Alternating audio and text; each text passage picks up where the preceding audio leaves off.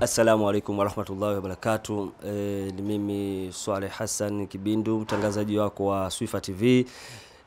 Leo nipo na mudiri wetu kwa ajili ya kuhojiana naye mawili matatu, lengo la kuendelea kutufungua namna gani ya maandalizi ya miaka 30 ya kuelekea tangu kuasisiwa kwa madrasa Swifatun Nabawiyatul Karima. Naam Sheikh. Naam. Bismillahirrahmanirrahim. Alhamdulillahi rabbil alamin wassalatu wassalamu ala ashrafil anbiya'i wal mursalin, amma ba'd. Naam, tunamshukuru Allah subhanahu wa ta'ala aliyetujalia kukutana leo tena. Mmeniuliza swali kuhusu maandalizi ya hadhara ya madrasa Swifatun Nabawiyatul Karima ambayo tunatarajia Mwenyezi Mungu akitujalia iwe tarehe 5 ya mwezi wa 10. Maandalizi tumeshaanza na tunaendelea nayo, na tunamwomba Mwenyezi Mungu atujalie wale wote ambao tumejaribu kuwasiliana nao na waweze kutusaidia, inshallah tusaidie. Lakini na sisi wenyewe tuna vikao vyetu mbalimbali vya kuweza kufanikisha. Na waomba vijana wangu wote, kwa sababu tupo katika kipindi cha umri wa miaka 30, tunatarajia shughuli hii pamoja na mtihani ambao umetukuta, lakini tunatarajia iwe ya kipekee. Iwe ya kipekee, iwe yenye kupendeza, iwe na hadhi ya hiyo miaka 30.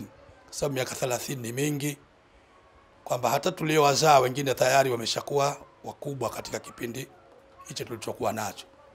Kwa hivyo tunamwomba Mwenyezi Mungu atupe wepesi wa kuliangalia na kulifuatilia jambo hili kwa uzuri sote kwenye majukumu, mimi pamoja na viongozi wenzangu wote, pamoja na wazazi na wadau kwa ujumla ambao wanakuwa karibu na sisi. Mwenyezi Mungu awatie nguvu ili tuweze kufanikisha jambo hili inshallah. Mwalimu, baada ya kutangazwa miaka 30, lakini ratiba inaelekeza kwamba kutakuwa na shughuli za kijamii. Na sasa tunaelekea katika hivyo, ungeweza kuwaeleza wadau namna gani taratibu zake ambazo zishapangwa namna ya kuelekea sasa kurudisha kwa jamii? Naam, ratiba tunazo kuhusu mambo mbalimbali ambayo tunatarajia kuyafanya katika kipindi cha hivi sasa mpaka kukamilika kwa hiyo kilele cha hadhara yetu.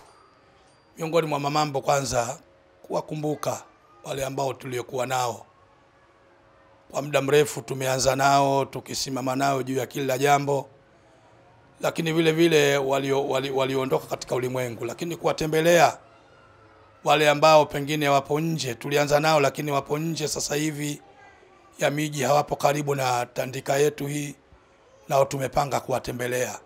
Lakini vile vile tumepanga kutembelea vituo mbalimbali vya mayatima, ili kile ambacho tumeshika na sisi ili tuweze kwenda kuwatembelea. Tumepanga mambo mengi, ili mradi mambo mengi. Tumepanga kujitolea damu, tutafuta siku ambayo tukae tutoe damu ili kuweza kuwasaidia wenzetu. Ni vitu vingi. Kwa kweli muda wenyewe sidhani kama unaweza ukatutosha tukianza kuvieleza. Mambo ya usafi katika maeneo mbalimbali, kutembelea wagonjwa katika hospitali mbalimbali, ni katika vitu ambavyo tumevipanga, na tunamwomba Mwenyezi Mungu atujalie ili tuweze kuvifanikisha vyote. Iwe moja katika kuthamini mrejesho, iwe moja katika kuiadhimisha miaka 30 yetu, kwa sababu kuipata ni bahati. Na tunashukuru baadhi yetu. Mwenyezi Mungu atujalie tuifikie na tuweze kutekeleza hili inshallah. Mwalimu, umekuwa ni kipenzi cha watu katika utunzi wako wa kaswida, kwa maana ya kufikisha ujumbe ule unaotatikana. Na hii ni miaka 30 kama ambavyo imekusudiwa. Je, unaweza kuweka mdodoso kidogo wa namna gani miaka 30 na kaswida yake utakuwa ujio wa namna gani? Mitihani ambayo imetupata kama hivyo, shekhe wetu Sheikh Maalim Qasim, Allah amemuita, na vijana wetu, wazazi wetu wawili, kwa sababu vijana wangu nao wamefiwa na baba zao wazazi wawili. Kwa hivyo hali ni hiyo, kwamba tutazungumzia hiyo hali ilivyo, kwamba na kuiambia jamii kwamba jambo hili lipo, pamoja kwamba linaumiza, lakini kwa sababu Allah subhanahu wa ta'ala ndio amepanga, hakuna namna. Kwa tutazungumzia hali. Kwa hiyo surprise yetu itakuwa ni hiyo ya kasida ambayo itakayozungumzia mazingira yaliyotukuta sisi wenyewe. Wiki mbili zilizopita mimi na wewe tuliongozana tukienda katika hadhara ya Islam Madrasa. Tulipofika kule mlibahatika mashehe nyinyi kuitwa pale mbele kwa ajili ya kueleza namna gani umoja wa kimadrasa unavyotakiwa. Lakini pia pale shehe, kwa nafasi ambayo ulipewa kuzungumza, ulizungumza jambo ambalo hata mimi linitatiza, kwa maana ni maneno yenye hekima na lakini maneno ambayo yanahitaji kufikirika sana. Lakini siamini kama niko peke yangu. Hii ni kwa niaba ya watu wote wa kitasnia. Ile kauli uliyozungumza kwamba dufu libaki mkononi lisipande kichwani, ilikuwa ina maana gani katika tasnia kiujumla? Alhamdulillah. Sasa nashindwa kusema kwamba ni hikma, lakini kama umeona kwamba ni hikma basi nashukuru. Ila nilizungumza vile kwa sababu kwamba mimi najihisi kwamba ni mkongwe kidogo kwenye tasnia hii ya masala ya tari kwa Dar es Salaam hii. Kumekuwa na mitazamo mbalimbali ya madrasa mbalimbali. Mitazamo hiyo paka inatupelekea kutokuelewana. Ukiuliza hatuelewani sababu nini? Vitu viwili. Ima litakuwa dufu lenyewe au ima itakuwa hizi hadhara hatukualikana. Zinatokea chuki, zinatokea namna mbalimbali ya mambo kutokuelewana na hata kukashifiana mara nyingine na hata kuvunjiana adabu. Sasa kwa ule mtazamo wa kwangu mimi, ninachofahamu kwamba msingi mkubwa wa madrasa watu kusoma na walimu kusomesha. Dufu ni nati kipambo ambacho tunakifanya. Kwa hiyo nikaona kisitupelekee kwamba ati dufu ndo liwe mbele halafu kusoma au kusomesha kuwe nyuma. Wakati dufu ni kichombo, ni ala inayotumika, tunaishika mkononi, tunaipiga, tunaitaka tuishie hapo. Sasa tusipande kichwani kwamba tukaona fikra zetu, mawazo yetu, mitazamo yetu kwenye dufu ni dufu tu. Sababu leo imekuwa mkubwa hajulikani kwenye tari wala mdogo hajulikani. Mtu akinunua dufu, akifundisha kasida yake 2-3, amekwenda kupiga mahala, tayari naye mkubwa. Hapana. Dufu na namna nyingi. Na kama ningepata muda kuna siku ningezieleza zile hatua mtu azijue, na nafikiri nikipata muda kila mmoja atajijua kwamba mimi nipo katika step hii. Kwamba na nilipozungumza kwamba tusilipige kichwani, kwamba lisitupande, tukawa tunalifikiria zaidi mpaka linatupelekea tugombane. Kwa sababu fikra za mwanadamu zipo kichwani.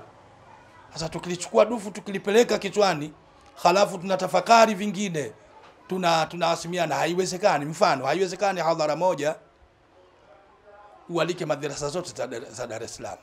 Haiwezekani. Lakini hadhara hiyo kuna mtindo ambao nao unachekesha, kwamba mtu akija anataka yeye ndo awe wa kwanza kupiga. Umeona hiyo? Hana uvumilivu.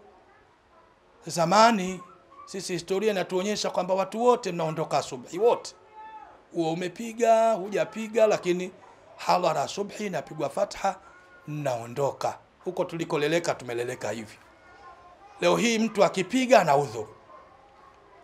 Na akifika kwenye hadhara ataka apige wewe wa kwanza. Usipompa kupiga akiondoka tayari mshagombana. Sasa kama unataka kuondoka basi ondoka, lakini pawe salama. Labda una taratibu zako unazotaka kurudi. Sasa mimi niwahusie kwamba dufu tulipige mkononi ili litengeze furaha zetu, ili litengeze misukumo ya madrasa zetu. Na wala tusilipige kichwani kwamba likatupanda tukaona hakuna kitu kingine chuoni cha kufanya isipokuwa ni dufu. Kweli tukifikia hatua hiyo basi tutakuwa ni wenye kupata hasara. tupige dufu, tuone kama kipambo, tufurahi, tumswalie Mtume Muhammad sallallahu alaihi wasallam.